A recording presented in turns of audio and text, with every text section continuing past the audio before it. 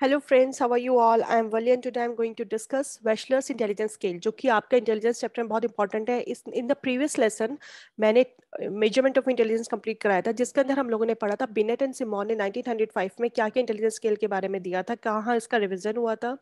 उसके बाद लिवा स्टर्मन ने करा था स्टैनफोर्ड में, तो वो चीज़ें हमने क्लियर की थी। अब जो हम पढ़ेंगे वेशलर्स इंटेलिजेंस स्केल पढ़ेंगे, जो कि इंटेलिजेंस चैप्टर में बहुत इंपॉर्टेंट पार्ट प्ले करता है, क्योंकि वेशलर स्केल में इन्होंने एडल्ट, चिल्ड्रन और प्री स्कूल के लिए दिया था, तो इसलिए इनका स्किल भी बहुत इंपॉर्टेंट है। तो जो फ्रांसिस गल्टन थे, वो क्या कहलाते थे? वो फादर कहलाते थे मेंटल टेस्ट के। ये एक जनरल इन्फॉर्मेशन थी। जो वेस्लर स्केल है, उसको हम पॉइंट स्केल भी कहते हैं। 1937 में Stanford Binet scale was not standardised और individuals over 18 years of age in obtaining the IQ. That means कि जो बिनेट ने निकाला था वो सिर्फ चिल्ड्रंस के लिए था। उनका जो टेस्ट था वो स्टैंडर्डाइज नहीं था 18 ईयर्स के लोगों से की उम्र से ज्यादा लोगों के लिए। तो फिर क्या हुआ? क्योंकि उनकी जो क्रॉनिकल एज थी, मतलब ये था कि उसको हम यूज कर सकते थे सेम क्रॉनिकल एज के लिए age division for all individuals over 16 years तक के लिए आप यूज कर सकते थे।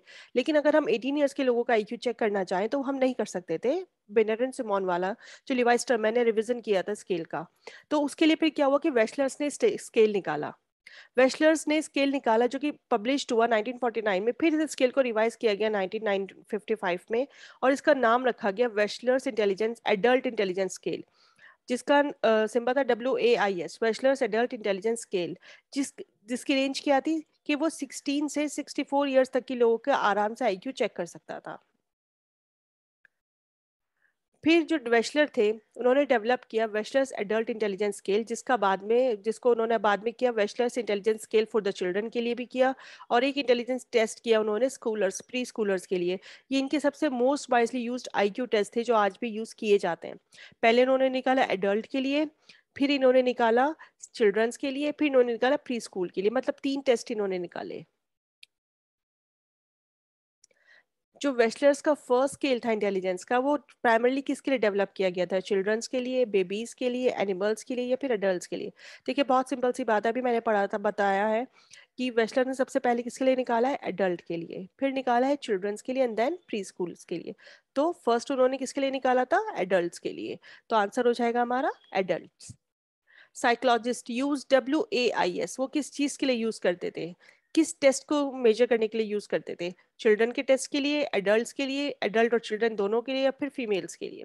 कि जो WAIS था उसका नाम था वेस्लर्स एडल्ट इंटेलिजेंस स्केल, जो कि फॉर द एडल्ट्स था। तो इसका आंसर हो जाएगा हमारा एडल्ट्स। फिर ये एक क्लासिफिकेशन है, किसने दी थी? ये लिवा स्टर्मैन की क्लासिफिकेशन थी, जो उन्होंने दी थी उन लोग आईक्यू के बेसिस पे, कि जिनका आईक्यू 140 से अबव होता है वो लोग जीनियस होते हैं। जिनका आईक्यू 130 से 139 होता है वो बहुत सुपीरियर होते हैं, वेरी सुपीरियर। जिनका आईक्यू 120 से 129 की रेंज लेता है, क्योंकि जो वो लोग टेस्ट बनाते थे वो according to age, verbal components, non verbal component, जिसके अंदर वो बच्चों की इन्फॉर्मेशन चेक करते थे। और जो नॉन वर्बल कंपोनेंट होता था उसके लिए वो पिक्चर कॉम्प्लीशन और ब्लॉक डिजाइन का टेस्ट लेते थे। तो जिसके बेसिस पे जब जो स्कोर निकल के आता था उसके बेसिस पे वो क्लासिफाई करते थे कि बंदा, पर्सन जो है वो जीनियस है, वेरी सुपीरियर है, अबव एवरेज है। तो ये सारे इनके गिवन है कि अबव एवरेज होगा तो 110 से 119 के बीच में लाई करेगा। जिसका स्कोर 90 से 109 के बीच में स्कोर लाई करेगा वो नॉर्मल और एवरेज कहलाएगा। जिनका स्कोर 80 से 89 के बीच में लाई करेगा वो बिलो एवरेज होंगे। उसी तरह से 70 टू 79 वाले जो होंगे वो डल कहलाएंगे, बॉर्डर लाइन कहलाएगा। 50 टू 69 मोरल और फीबल माइंडेड कहलाते हैं, जिनका थोड़ा कम स्लो लर्नर्स होते हैं। 25 और 49 इम्बिसिल। 0 टू 24 इडियट कहलाते हैं, मीन्स के उनके पास बहुत कम माइंड होता है। तो इस बेसिस पे उनका स्कोर किया जाता है। अब बैचलर्स ने क्या दिया था, क्या बताया था इंटेलिजेंस के बारे में? इंटेलिजेंस इज द एग्रीगेट और global capacity of the individual to act purposefully. उनका कहना था बैचलर्स का कि जो इंटेलिजेंस होता है वो सब चीज़ों की एक कैपेसिटी है आपके माइंड के अंदर, कि आप चीज़ों को लेके कैसे सोचते हैं, कैसे काम को करते हैं, अगर आपके सामने कोई सिचुएशन आती है आप उसके साथ कैसे डील करते हैं। ये आपका इंटेलिजेंस है अकॉर्डिंग टू बैचलर्स। बैचलर ने 3 स्केल निकाले थे। जो WAIS था, जिसको हम वेस्लर्स एडल्ट इंटेलिजेंस स्केल बोलते हैं, वो एडल्ट्स के लिए था 16 टू 74 ईयर्स के लिए।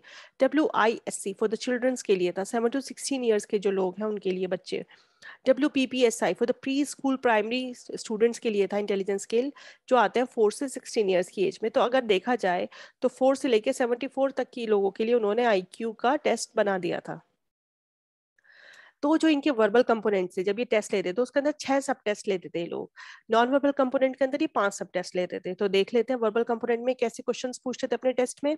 जो इन्फॉर्मेशन से रिलेटेड क्वेश्चन होते थे इनके, उसमें इस तरह के क्वेश्चन पूछते थे लोग, ताजमहल कहाँ है, रेड फोर्ट कहाँ है, या कोई भी इस तरह की चीज पूछना जो बहुत कॉमन चीजें होती हैं। कॉम्प्रीहेंशन, बच्चा चीजों को कैसे समझ पाता है, वो ये सब चीजें कैसे देखते थे, कि पूछते थे कि भाई शूज किस चीज के बने हुए होते हैं। जब अर्थमेटिक रीजनिंग के क्वेश्चन वो लेते तो इस तरह के क्वेश्चंस पूछ लेते भाई how many pencils can be bought in 10 rupees. तो बच्चे को अगर नॉलेज होगी तो आंसर दे देगा। फॉरवर्ड डिजिट्स के बारे में पूछना, बैकवर्ड काउंटिंग के बारे में पूछना, चीजों के बीच में सिमिलैरिटीज और डिस्टिंक्शन के बारे में पूछना, कि बच्चे को पता होना चाहिए कि जमीन पे क्या चीज चलती है, पानी में क्या चीज चलती है। तो इस तरह की सिमिलैरिटीज और डिस्टिंक्शन के बारे में पूछना कि कार और बोट में डिफरेंस क्या है। वो कैप के बारे में पूछना, दैट मीन्स कि अगर बच्चा ये सब चीज़ अच्छे से कवर कर पा रहा है तो कुछ वर्ड्स की मीनिंग्स उससे पूछना।